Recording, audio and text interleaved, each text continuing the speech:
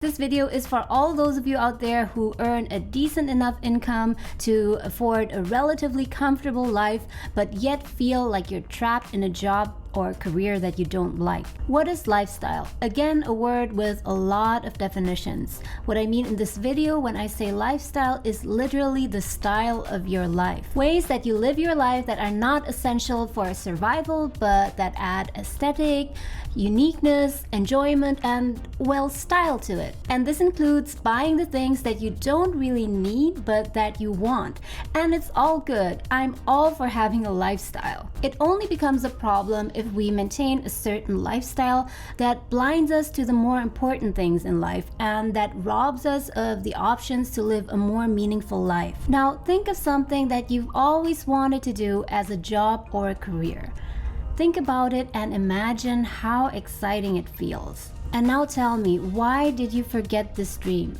Let's just say it's something like, I always wanted to work with animals, or I always wanted to go into filmmaking, but it just doesn't seem realistic, so, well, let's just forget it. Why did you keep this dream as a secret, even to yourself? Why did you sort of archive this thought and stay in a job in which you feel drained? There are many reasons, but most of them have to do with fear. One common big fear is the fear of losing the feeling of safety that you get from a seemingly safe income, and also the fear of losing the comfortable lifestyle that you've gotten used to. The sad truth is that most people will never go after their dreams. They'll get to 60 or 70 and regret that they didn't pursue the things that they felt were important to them. But if you want to give yourself the slightest chance of going after your passion or your purpose or what is meaningful to you, then you need to start by addressing your series of fears. And let's start today by facing the challenge of having a certain lifestyle that can possibly prevent you from going after the things that are important to you. This channel is for all those of you who want to build a fulfilling and meaningful career instead of doing what everyone else does or trying to fulfill anyone else's expectations, so that you can live a life with the least regret. The reality is that changing your career oftentimes goes hand in hand with changing your lifestyle. This includes, and yes, I'm pointing it out here, the 10th $6 Starbucks of the month, or the third handbag that you buy just so you have a handbag with the color that exactly matches the color of your shoes, or the upgrade from a 43-inch to a 70-inch TV screen just 8 months after you made the first purchase. By the way, here's a question for you. Let me know in the comments below what your biggest lifestyle expense is. So why Starbucks? I have nothing against Starbucks. It's not about Starbucks per se. Here, it's Starbucks as the representation of the frequent spending habits that pile up in the long term. And don't get me wrong, I love Starbucks, but for me, Starbucks is not a habit, but rather a treat. And for some people, Starbucks can be a necessity because the whole end-to-end experience that they get at Starbucks gets them into a productive mode. Or they work at Starbucks and they have their meetings there, so eventually the $6 latte transforms into valuable time. It's not about Starbucks here, and it's not even about a particular brand. It's not even about a single habit, but rather it's about the accumulation of several spending habits that pile up. But I'm still going to use Starbucks here as an example because it's easy for everyone to imagine what I'm talking about. So let's say that your Starbucks or in general coffee habit costs you around $150 per month. And let's say that in addition to that, you have two other spending habits that also cost you $150 per month. That could be shopping, eating out, or having drinks with friends. So then you have three habits which cost you $150 each, which makes $450 per month. Over a year, that is $5,400, and over 2 years, it adds up to $10,800. Ouch. So what is $10,800 good for? It's not a lot of money. It's barely enough to cover your basic living expenses in most cities in North America. But what it can do is to buy you options to change careers. The possibility to do a course, to get a certificate, or go on a sabbatical. The thing that holds most people back from what they really want is fear.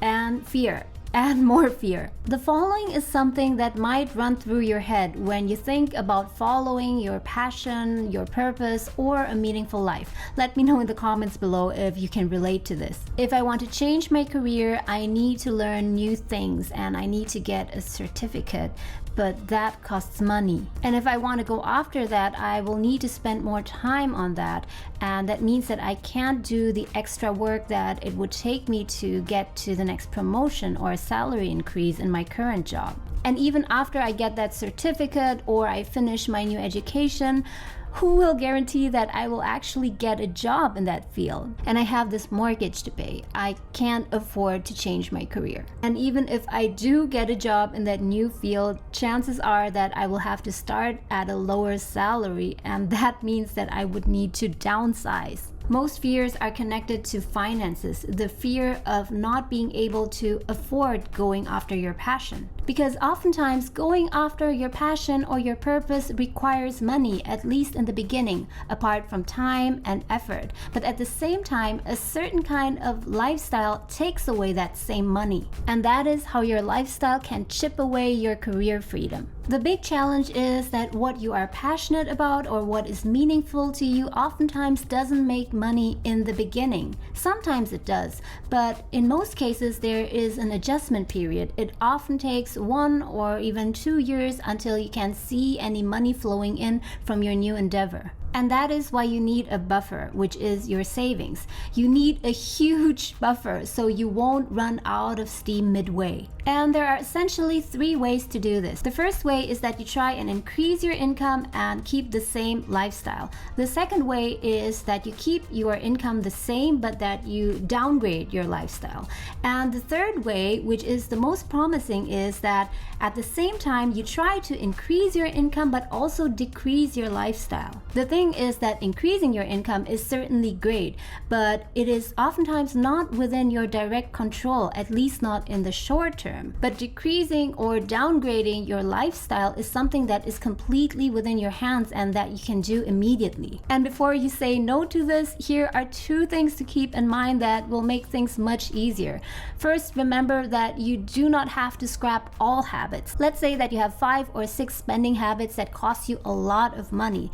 Try to scrap 4 or 5 of these so you can still keep 1 or 2 that you feel are subjectively most important to you. I mean, we as human beings all have our idiosyncrasies, and this means that each one of us has those things, those little enjoyments that we feel that we need, although it's not essential to our survival. So I would say go on and retain one of your spending habits, if possible the cheapest one, if you feel that it's really necessary for your sanity. And the second thing to remember is that this is not forever. This can be a temporary situation, something that you need to go through in order to accumulate funds to help you in the process of changing careers. And once you've made that transition and you are back in a stable position again, hopefully after 1 or 2 years, then you can gradually reintroduce some of those spending habits back into your life. So you don't need to downsize in every department of your life, but downsize to the degree so that you can afford to pursue the things that really matter to you instead of being tied to a job or a career that you do not want to be in. And downgrading your lifestyle, at least temporarily, has 2 major benefits.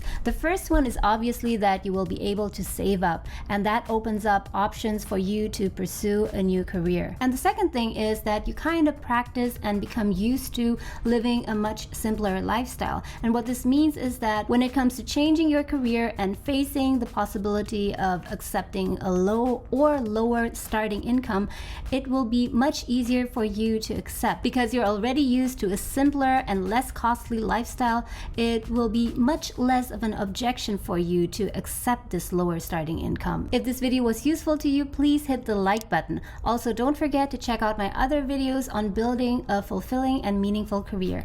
As always, thank you so much for watching, and I hope to see you again soon.